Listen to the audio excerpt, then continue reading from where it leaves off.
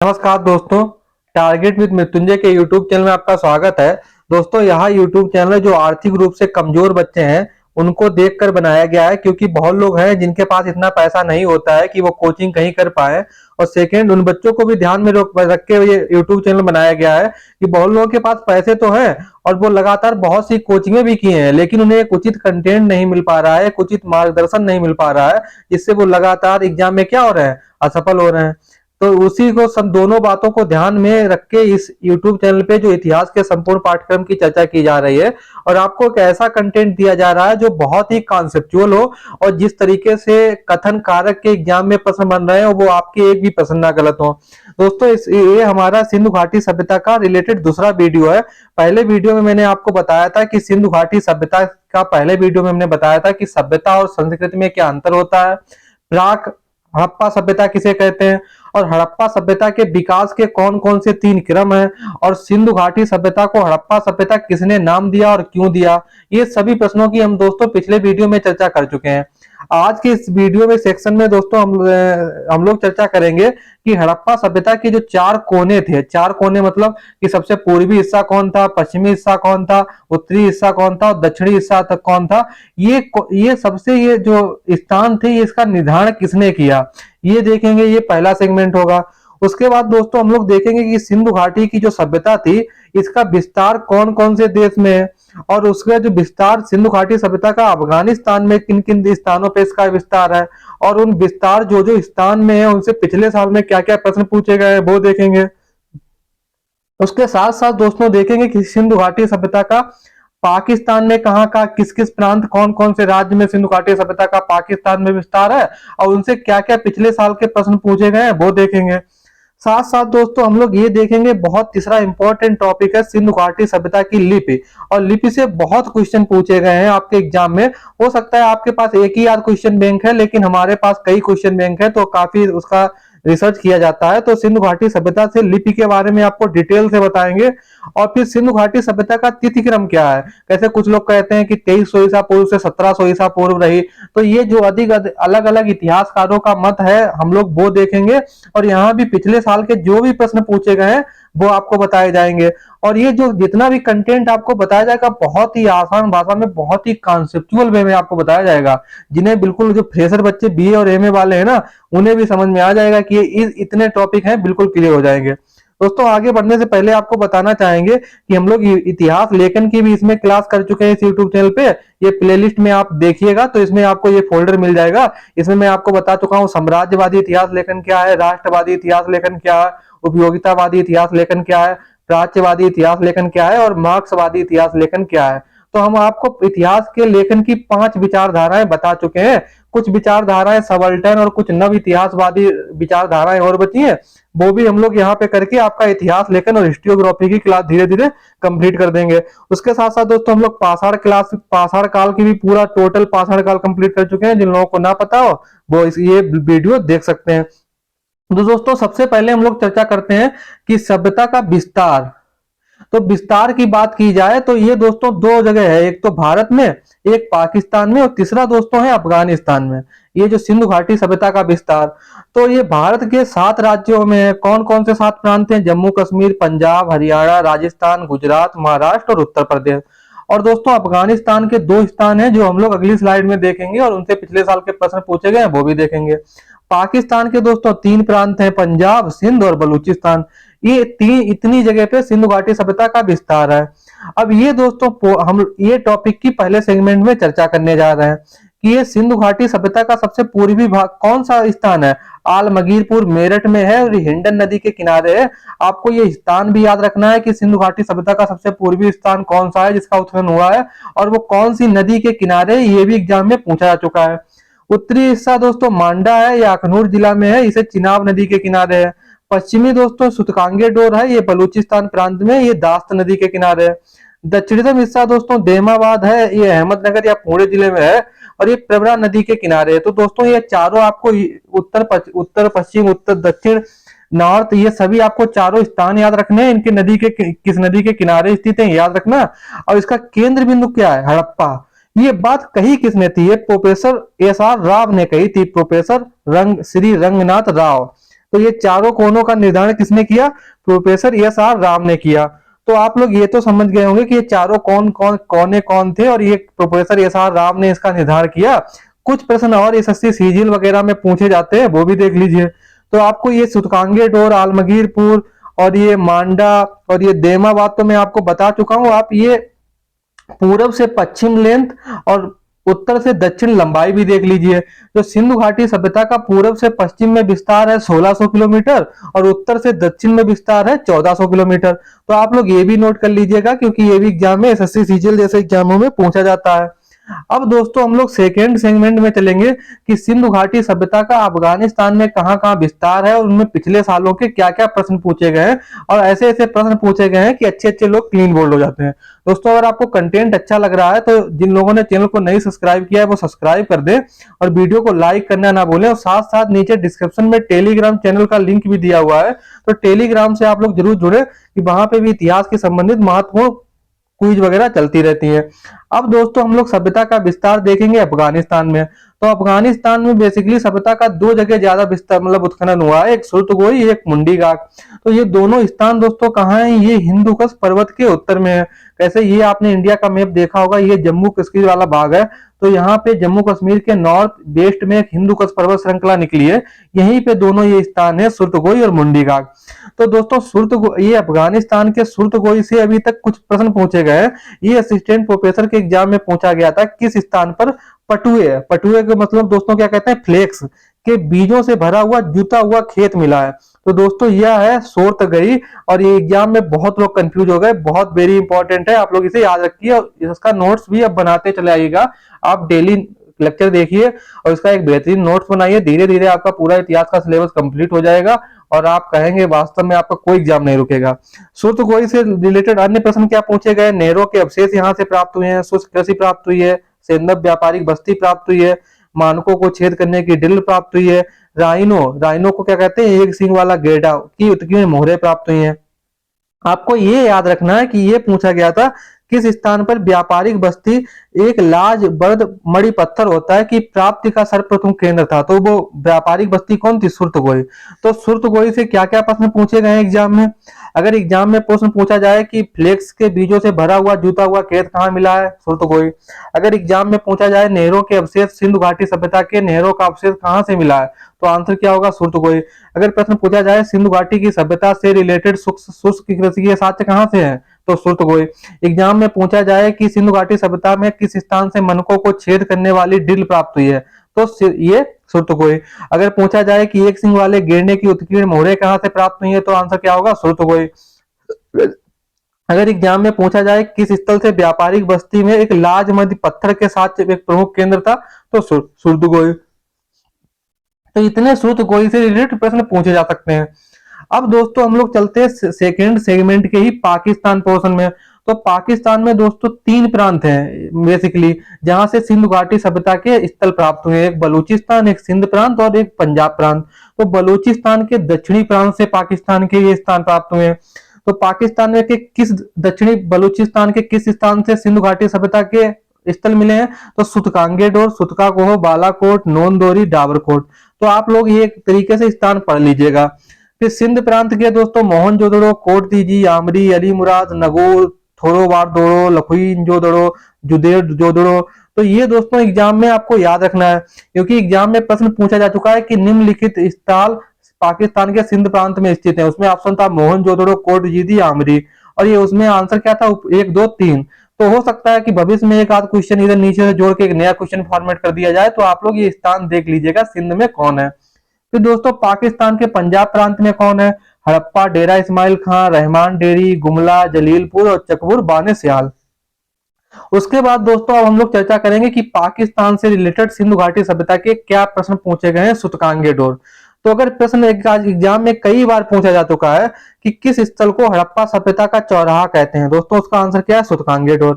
प्रश्न ये भी पूछा जा चुका है कि सेंधव सभ्यता का सबसे पश्चिमी स्थल कौन है, उसका आंसर है सूतकांगे डोर। प्रश्न ये भी पूछा जा चुका है कि एकमात्र स्थल जो प्राकृतिक चट्टान पर स्थित है, दोस्तों सूतकांगे डोर। प्रश्न ये भी पूछा जा चुका है कि ताम निर्मित बाणाग्र की प्राप्ति किस स्थल से हुई है, और इसमें हो गए थे लोग क्लीन बोल्ड, लोग यही पूछ रहे थे कि कहां से सर आया है, दोस्तों इसका आंसर क्या है? सूतकांगे डोर। तो ये पाकिस्तान से रिलेटेड जितने प्रश्न बन सकते थे उनकी भी हम लोग चर्चा कर चुके हैं। आप लोग इसका स्क्रीनशॉट लेना चाहें तो ले सकते हैं, और टेलीग्राम चैनल को जरूर आप सब्सक्राइब कीजिएगा। अब दोस्तों हम लोग लास्ट पोर्शन पे चलते हैं कि सिंधु घाटी सभ्यता के लिपि से संबंधित क्या प्रश्न पूछे गए हैं, और कौन कौन से ऐसे इतिहासकार, ब्रिटिशर्स या विद्वान हुए जिन्होंने सिंधु घाटी सभ्यता की लिपि को पढ़ी, और अन्य की कुछ बातों को देखेंगे। फिर लास्ट में देखेंगे तिथिक्रम और पिछले साल के प्रश्न। तो हम लोग चलते हैं पहले लिपि पे। तो दोस्तों आपको एक बेसिकली जानकारी के लिए बस इतना बता रहे हैं कि सिंधु घाटी का समाज जानने के लिए क्या स्रोत हैं। दो स्रोत होते हैं, किसी भी सोसाइटी को जानने के लिए दो स्रोत होते हैं, या तो वो पुरातत्व हो सकता है या तो साहित्य। तो पुरातत्व तो है, साहित्य है, लेकिन साहित्य वैसा साहित्य नहीं है कोई लिखित बहुत बड़ी किताब हो, एक अभिलेख प्राप्त हुआ है बस। और जो साहित्य की जो अभी लिपि है, जो साहित्य की लिपि है, वो भी पढ़ी नहीं जा सकी। तो ऐसी व्यवस्था जहां इतिहास, जो इसका इतिहास मतलब जिसकी लिपि है लेकिन पढ़ा ना जा सके, उसे कहते हैं दोस्तों आद्य इतिहास, इंग्लिश में कहते हैं प्रोटो हिस्ट्री। अब हम लोग दोस्तों चर्चा करेंगे सिंधु घाटी सभ्यता की लिपि के क्या क्या नाम है, लिपि के क्या क्या नाम है। तो पहली इस लिपि को कहते हैं दोस्तों वास्त्रोफेदान। एग्जाम में ये भी पूछा जा सकता है कि सिंधु घाटी सभ्यता को लिपि निम्नलिखित में से कहते हैं, तो उसमें ये हो सकता है वास्त्रोफेदान। दूसरा इसकी लिपि का नाम है भाव चित्रात्मक, इंग्लिश में ही भाव चित्रात्मक कहते हैं पिक्टोग्राफ। तो तीसरा आंसर ये पिक्टोग्राफ भी दिया जा सकता है। चौथा दोस्तों ऑप्शन होता है गोमित्रिका लिपि, इसे हिंदी में कहते हैं, क्योंकि सिंधु घाटी सभ्यता कैसी है, ऐसी इस तरीके से लिखी गई है। तो जब गाय पेशाब वगैरह करती है तो वो भी ऐसे ही लहरदार करती रहती है, तो इसकी लिपि को गोमित्रिका लिपि भी कहते हैं। और अंग्रेजी में ये टेढ़ी वेढ़ी को क्या कहेंगे, जिग जैग, तो ये सर्पीली गति भी कहते हैं। तो इसलिए हम लोग क्या कहते हैं, सिंधु घाटी सभ्यता की लिपि के कितने नाम है, वास्तुफेदान, भाव चित्रात्मक, पिक्टोग्राफ, गोमुद्रिका लिपि, जिग जैग, सर्पीली लिपि।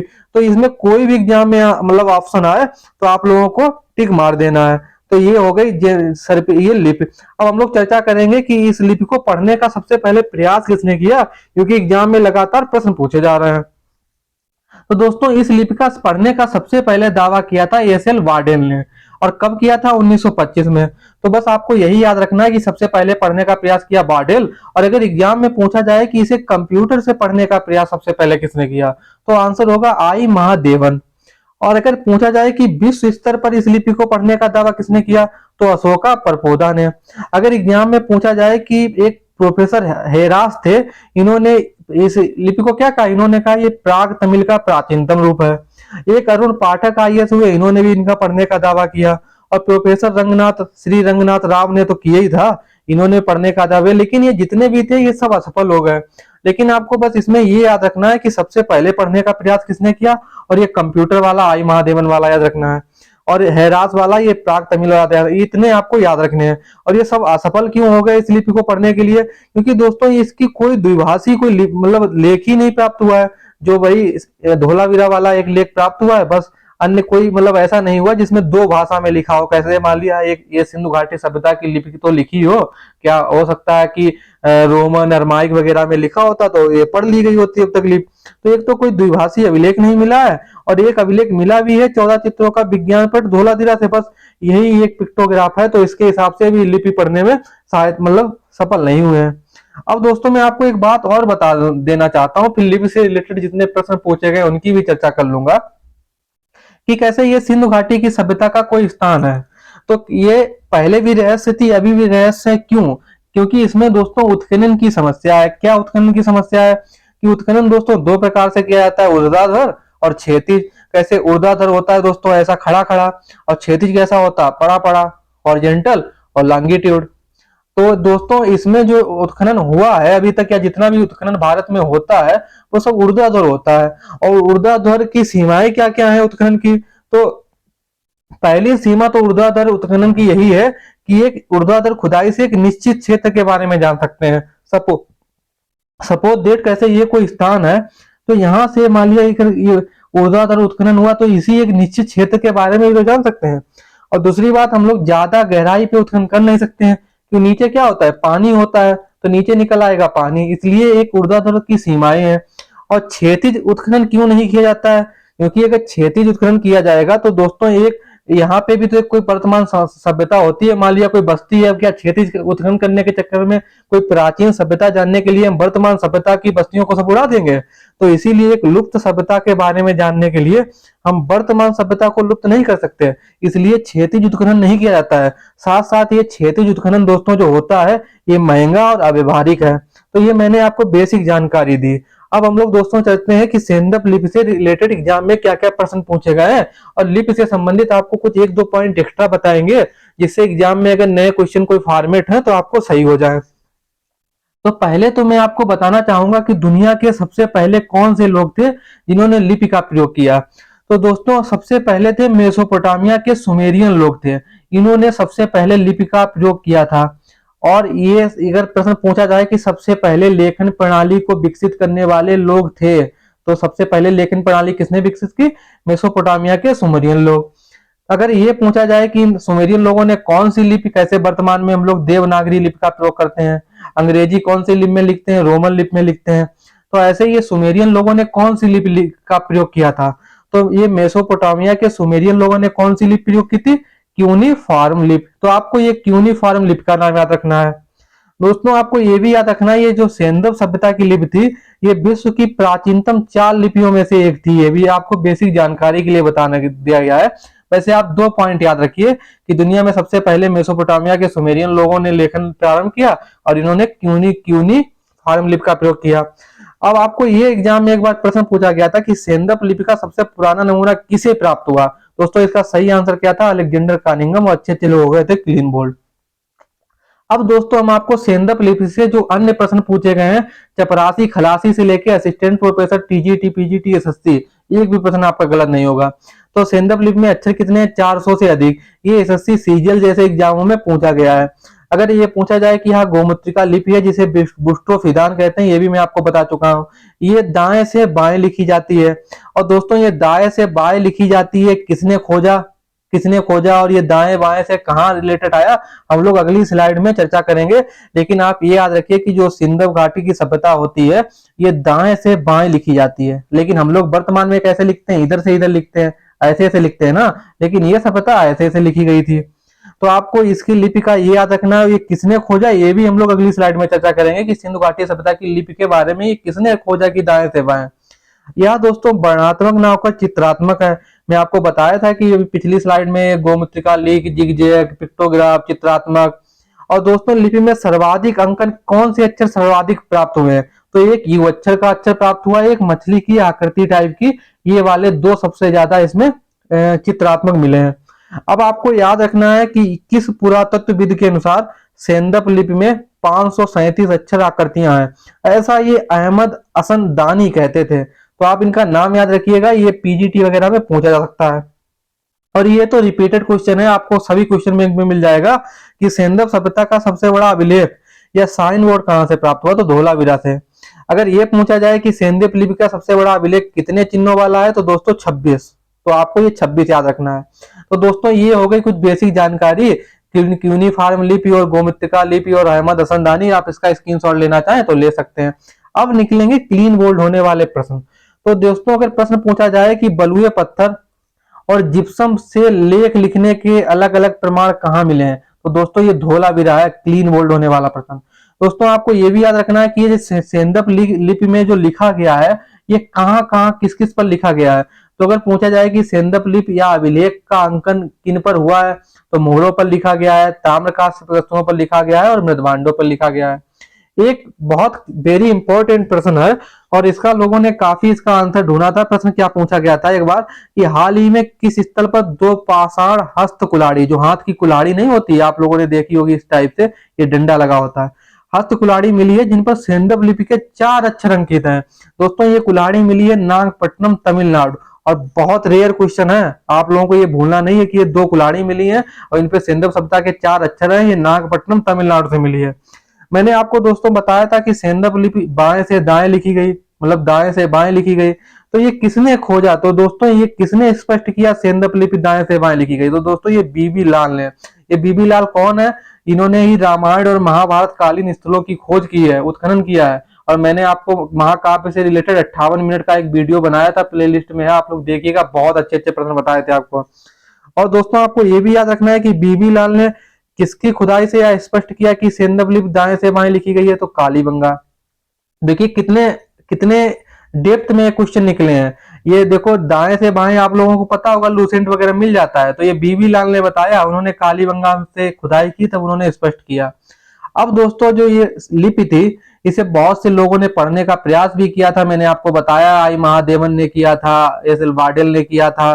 तो दोस्तों यहाँ पे आपको ये समय समय पर सेंधव लिपि पढ़ने का दावा करने वाले कौन कौन से व्यक्ति थे आप बेसिक जानकारी के ले लिए देख लीजिए, और इसमें से क्या क्या प्रश्न पूछे गए मैं वो आपको बता देता हूँ, और जो पूछे जाने की पॉसिबिलिटी है वो भी बता दूंगा। तो द्रविड़ कौन लोग कहते हैं कि द्रविड़ लिपि थी, तो फादर हेरास, इन्होंने ही कहा था ना प्राग तमिल, तो प्राग तमिल क्या है द्रविड़। आस्को परपोला आईडी महादेवन, भारोपी बताया प्राणनाथ ने, बी एम बरुआ ने, ये सर राव ने, तमिल भाषा बताया रेवरन और टीबेरो ने, इत्ती लिपि बताई प्रोफेसर एजनी ने, संस्कृत भाषा बताई एल एल वाडेल ने, ब्राह्मी लिपि बताई लेंगडन और हंटन ने। तो आप लोग इसमें क्या याद रखेंगे, आप इनका फादर हेरास का नाम याद रखेंगे, आई मेहदन का नाम याद रखेंगे, और जो एग्जाम में अभी प्रश्न पूछे गए हैं लिपि से संबंधित अन्य जो ये पढ़ने वाले हैं, तो वो हम लोग अगली स्लाइड में चर्चा कर लेते हैं। फिर उसके बाद हम लोगों का एक टॉपिक बचेगा तिथि क्रम वाला। तो दोस्तों ये हम लोग चर्चा कर चुके हैं। अगर प्रश्न पूछा जाए कि किसने सेंधव लिपि को कंप्यूटर के माध्यम से पढ़ने का प्रयास प्रयास किया, I D Mahadevan, clean bowled होने वाला प्रश्न है। प्रश्न ये दोस्तों पूछे ही जा चुका है।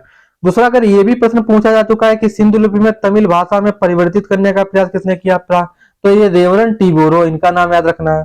और दोस्तों ये बहुत इंपॉर्टेंट और रेयर क्वेश्चन है कि सेंधव लिपि को तांत्रिक विधि से पढ़ने का प्रयास किसने किया, तो दोस्तों ये बेनी माधव बरुआ और शंकरानंद ने किया। लेकिन ये इतने लोगों ने पढ़ने का प्रयास किया लेकिन कोई भी सफल नहीं हुआ। सेंधव लिपि आज भी अपठित है, सेंधव सभ्यता आज भी एक रहस्य थी साहित्य के माध्यम से, लेकिन वो अभी भी मतलब साहित्यिक कोई उसका लिपि पढ़ी नहीं जा रही, तो उसका कोई लेख वगैरह पढ़ी नहीं जा सका है। अब दोस्तों हम लोग लास्ट सेगमेंट पे चलेंगे और इससे रिलेटेड बहुत अच्छे अच्छे प्रश्न पूछे गए हैं, उन प्रश्नों की भी चर्चा करेंगे कि सेंधव घाटी की जो सभ्यता थी लिपि के बारे में हम लोग बिल्कुल जितने भी प्रश्न बन सकते हैं उनका पोस्टमार्टम कर ही चुके हैं। अब हम लोग चर्चा करेंगे कि तिथि, कि सेंधव घाटी सभ्यता की तिथि आखिर क्या थी, और अलग अलग विद्वान अलग अलग कहते हैं, उनकी भी चर्चा कर लेते हैं। और आप लोग टेलीग्राम से जरूर जुड़िएगा और चैनल को दोस्तों को जरूर सजेस्ट कीजिएगा, जिससे मैं और अच्छा कंटेंट दूं और जल्दी से जल्दी आपका सिलेबस कंप्लीट कराऊं। तो दोस्तों जो सेंधव तिथि थी सबसे पहले जॉन मार्शल ने बताया कि उन्होंने कहा कि ये 3250 ईसा पूर्व से 2750 ईसा पूर्व के बीच में रही, और लास्ट में बताया धर्मपाल अग्रवाल ने। तो ये दो नाम आपको याद रखने, इन्होंने कहा 2300 से 1700 ईसा पूर्व। यही वाली डेट आप लूसेंट वगैरह अगर कोई गाइड वगैरह ये वन लाइनर फैक्चुअल कोई भी पढ़ते हैं मैगजीन टाइप की, तो ये धर्मपाल अग्रवाला ही आपको मिलेगा 2700 से 1700 ईसा पूर्व, लेकिन इनका नाम हर जगह नहीं मिलता है।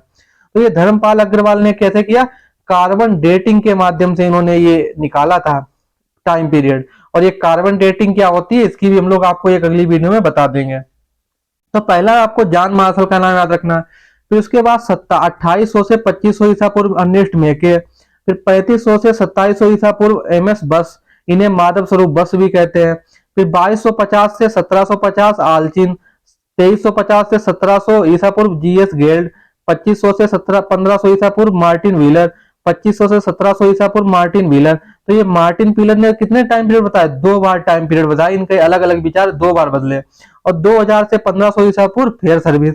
तो इसमें आपको जॉन मार्शल याद रखना है, मार्टिन व्हीलर का 2 बार याद रखना है, धर्मपाल अग्रवाल का कार्बन पीरियड। और एग्जाम में कैसे क्वेश्चन फॉर्मेट किया जाएगा, आपको इधर ये 3-4 डेट दे देगा और इधर इधर 3-4 आपको विद्वान दे देगा, और आपको सुमेलित करना होगा। ऐसे एग्जाम में कई बार पूछा जा चुका है, इसलिए आप इनका क्रोनोलॉजी याद कर लीजिएगा, ये इसका कोई शॉर्टकट नहीं है, आपको याद करना होगा। 4-5 बार आप लिख लिख कर याद करेंगे तो याद हो जाएगा।